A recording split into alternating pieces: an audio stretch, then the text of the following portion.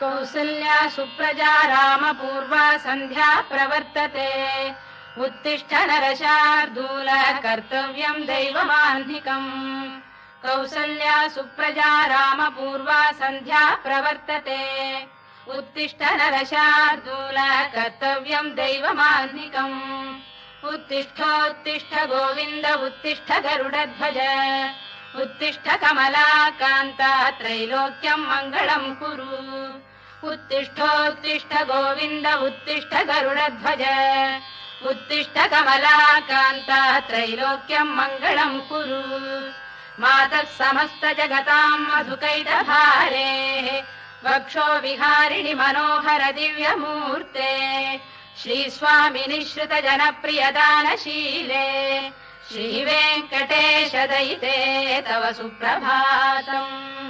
मातः समस्त जगताम् मधुकैटभारेः वक्षो विहारिणि मनोहर दिव्यमूर्ते श्रीस्वामिनि श्रुत जनप्रियदानशीले श्रीवेङ्कटेश दयिते तव सुप्रभातम् तव सुप्रभातमरविन्दलोचने भवतु प्रसन्नमुखचन्द्रमण्डले विधिशङ्करेन्द्रवनिताभिरर्चिते वृषशैलनाथ दयिते दयानिधे अत्र्यादिसप्तऋषयः समुपास्य सन्ध्याम् आकाशसिन्धुकमलानि मनोहराणि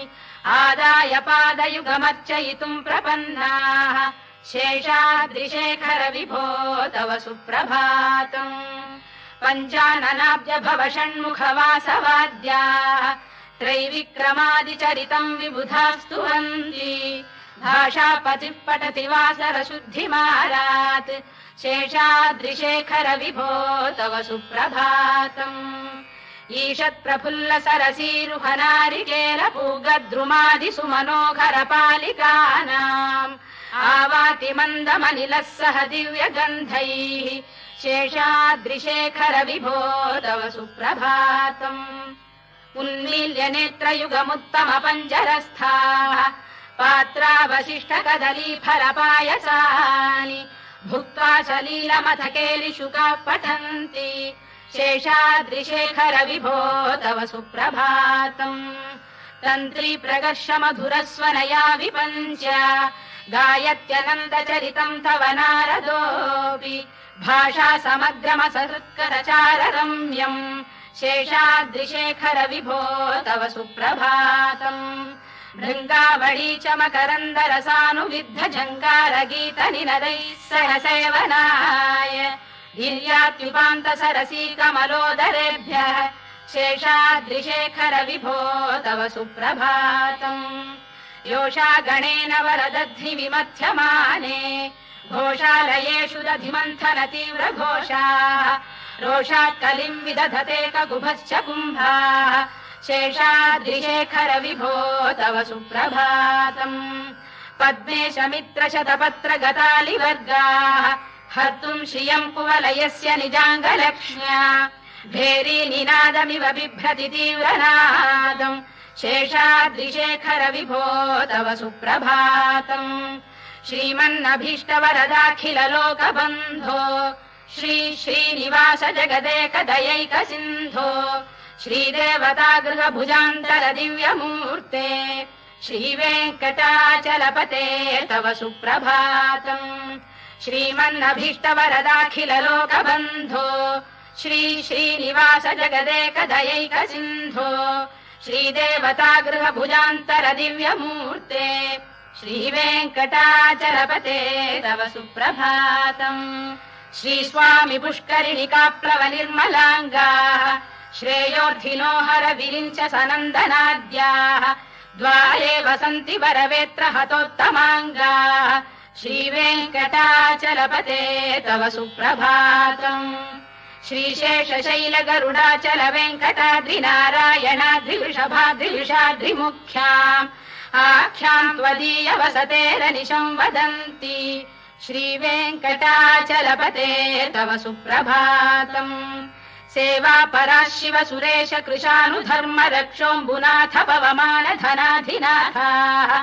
बद्धाञ्जलि प्रविलसन्निज शीर्षदेशाः श्रीवेङ्कटाचलपते तव सुप्रभातम् घाटीषु देवि खगराज मृगाधिराज नागाधिराज गजराज हयाधिराजाः स्वस्वाधिकार महिमाधिकमर्थयन्ते श्रीवेङ्कटाचलपते तव सुप्रभातम्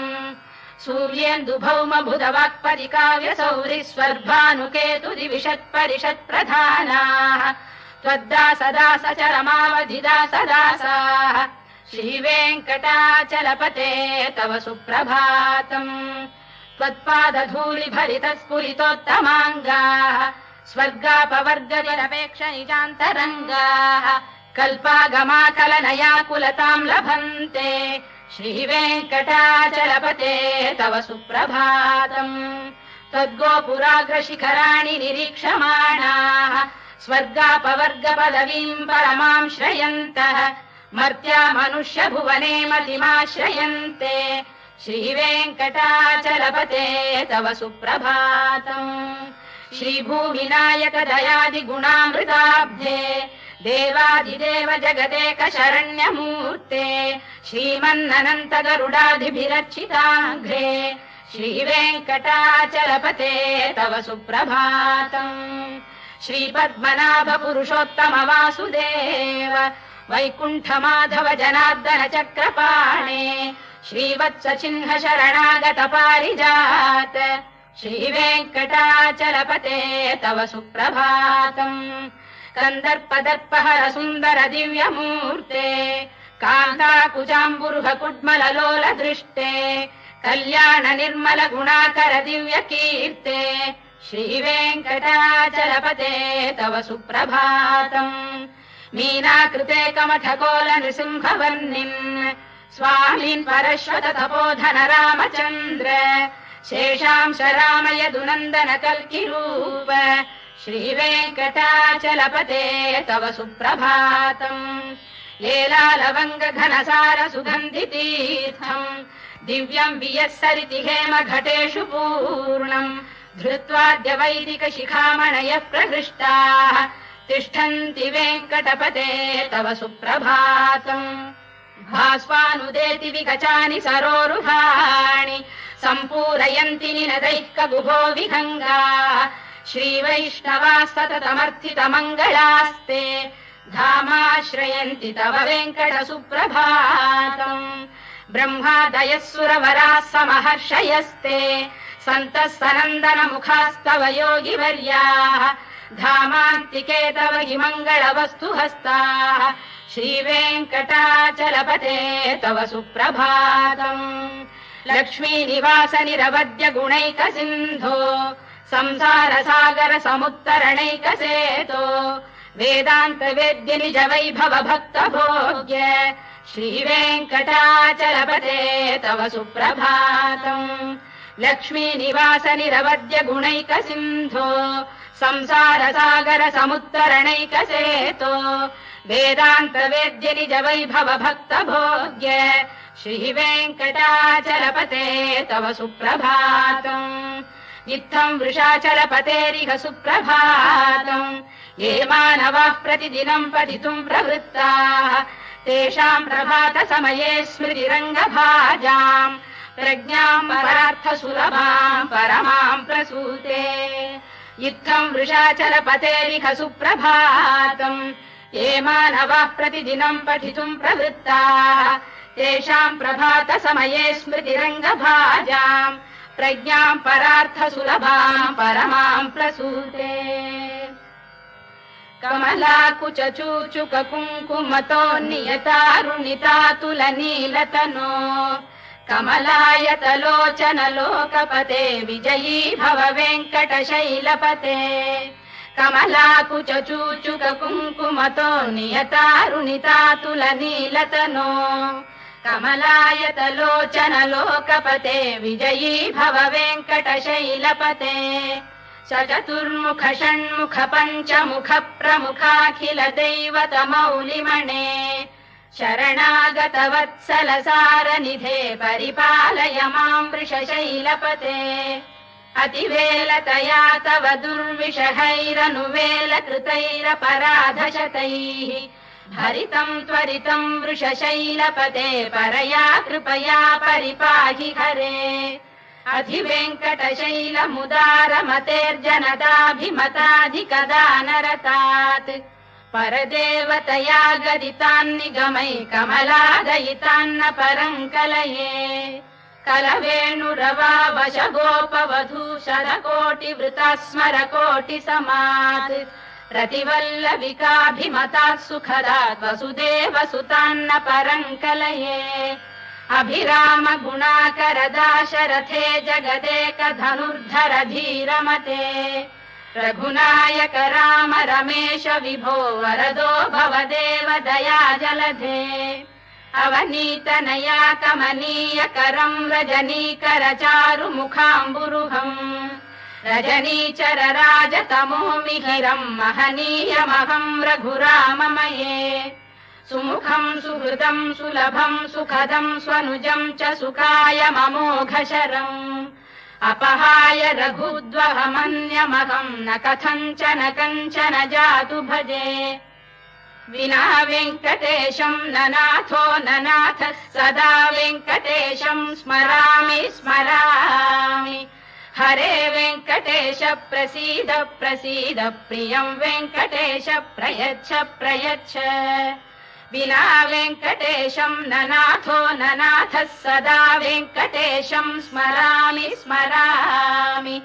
हरे वेङ्कटेश प्रसीद प्रसीद प्रियम् वेङ्कटेश प्रयच्छ प्रयच्छ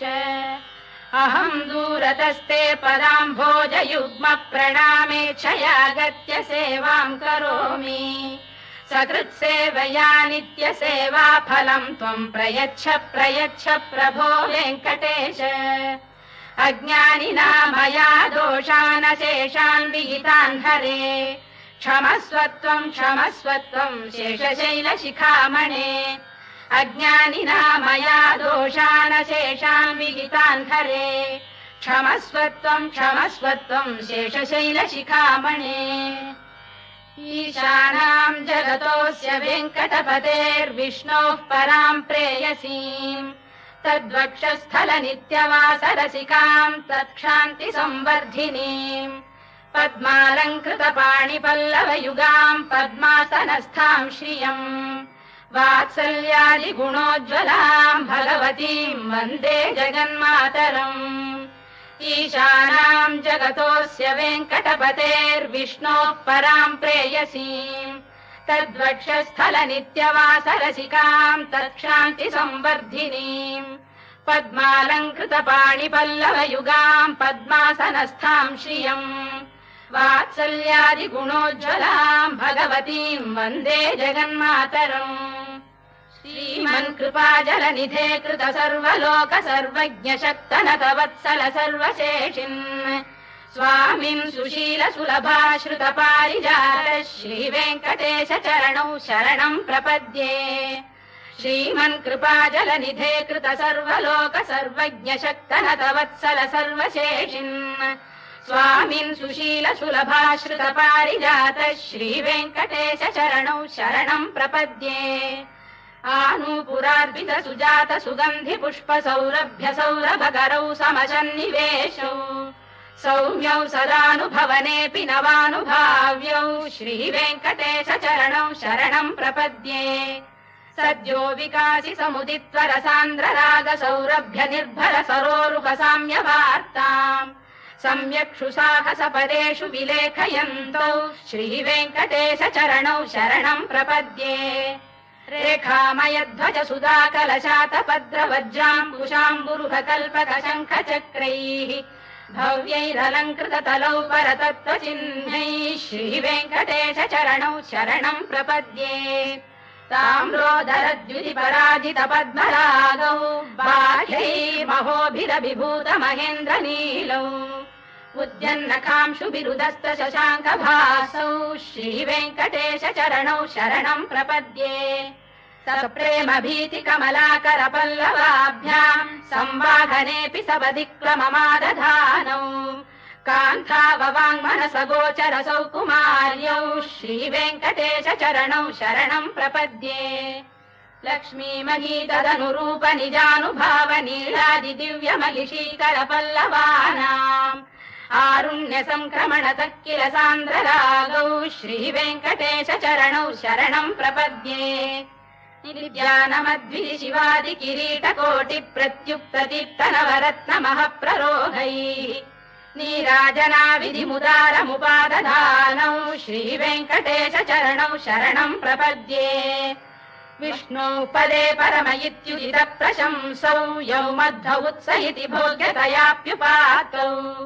भूयस्ततेति तव पाणितल प्रतिष्ठौ श्रीवेङ्कटेश चरणौ शरणम् प्रपद्ये पार्थाय तत्सदृश सारथिना त्वयैव यौ दर्शितौ स्वचरणौ शरणम् व्रजेति भूयोऽपि मह्यमिहतौ करदर्शितौ ते श्रीवेङ्कटेश चरणौ शरणम् प्रपद्ये मन्मूढिकालियपणे विकटाटवीषु श्रीवेङ्कटाद्रिशिखरे शिरसि श्रुतीनाम् चित्तेऽप्यनन्य मनसाम् सममाहितौ ते श्रीवेङ्कटेश चरणौ शरणम् प्रपद्ये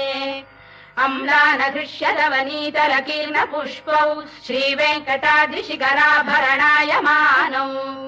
आनन्दिताखिल मनोनयनौ तवैतौ श्रीवेङ्कटेश चरणौ शरणम् प्रपद्ये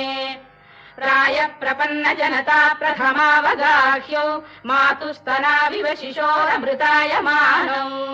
प्राप्तौ परस्पर तुलामतुलान्तरौ ते श्रीवेङ्कटेश चरणौ शरणम् प्रपद्ये सत्त्वोत्तरै सतत सेव्य पदाम्बुजेन संसार तारकदयार्द्रदृगञ्चलेन सौम्योपयन्तृमुनिना मम दर्शितौ ते श्रीवेङ्कटेश चरणौ शरणम् प्रपद्ये सत्त्वोत्तरै सतत सेव्य पदाम्बुजेन संसार तारकदयार्द्रदृगञ्चलेन सौम्योपयन्तृमुनिना मम दर्शितौ ते श्रीवेङ्कटेश चरणौ शरणम् प्रपद्ये श्रीशश्रिया घटिकया त्वदुपाय भावे प्राप्ये त्वयि स्वयमुपेय दया स्फुरन्त्या नित्याश्रिताय निरवद्य गुणाय तुभ्यम् स्याम् किङ्करो वृषगिरीश न जातु मह्यम् श्रीशश्रिया घटिकया त्वदुपाय भावे प्राप्ये त्वयि स्वयमुपेय दया स्फुरन्त्या नित्याश्रिताय निरवद्य गुणाय तुभ्यम् स्याम् किङ्करो वृषगिरीश न जातु मह्यम् श्रियकान्ताय कल्याण निधये निधयेऽर्थिनाम् श्रीवेङ्कटनिवासाय श्रीनिवासाय मङ्गलम् श्रियकान्ताय कल्याण निधये निधयेऽर्थिनाम् श्रीवेङ्कटनिवासाय श्रीनिवासाय मङ्गलम् लक्ष्मी सविभ्रमालोक सुभ्रू विभ्रम चक्षुषे चक्षुषे सर्वलोकानाम् वेङ्कटेशाय मङ्गलम् श्रीवेङ्कटाद्रिशृङ्गाग्रमङ्गलाभरणाङ्ग्रये मङ्गलानाम् निवासाय श्रीनिवासाय मङ्गलम् सर्वावयव सौन्दर्य सम्पदा सर्वचेतसाम् सदा सम्मोहनायास्तु वेङ्कटेशाय मङ्गलम् नित्याय निरवध्याय सत्यानन्द चिदात्मने सर्वान्तरात्मने श्रीमद्वेङ्कटेशाय मङ्गलम् स्वतः सर्वविदे सर्वशक्तये सर्वशेषिणे सुलभाय सुशीलाय वेङ्कटेशाय मङ्गलम् परस्मै ब्रह्मणे पूर्णकामाय परमात्मने प्रयुञ्जे परतत्त्वाय वेङ्कटेशाय मङ्गलम् आकालतत्त्वमश्रान्तमात्मनामनुपश्यताम् अतृप्त्यमृतरूपाय वेङ्कटेशाय मङ्गलम् प्रायस्वचरणौ पुंसाम् शरण्यत्वेन पाणिना कृपयाधिशते श्रीमद्वेङ्कटेशाय मङ्गलम् दयामृततरङ्गिण्यास्तरङ्गैरिव शीतलैः अभाङ्गैः सिञ्चते विश्वम् वेङ्कटेशाय मङ्गलम् श्रद्भूषाम्बरहेतीनाम् सुषमावकमूर्तये सर्वार्तिशमनायास्तु वेङ्कटेशाय मङ्गलम् श्रीवैकुण्ठविरक्ताय स्वामि पुष्करिणीतटे रमया रममाणाय वेङ्कटेशाय मङ्गलम् श्रीवैकुण्ठविरक्ताय स्वामि पुष्करिणीतटे रमया रममाणाय वेङ्कटेशाय मङ्गलम् श्रीमत्सुन्दरजामातृमुनिमानसवासिने सर्वलोकनिवासाय श्रीनिवासाय मङ्गलम् मङ्गलाशासनपरैर्मदाचार्य पुरोगमैः सर्वैश्च पूर्वैराचार्यैः सत्कृतायास्तु मङ्गलम्।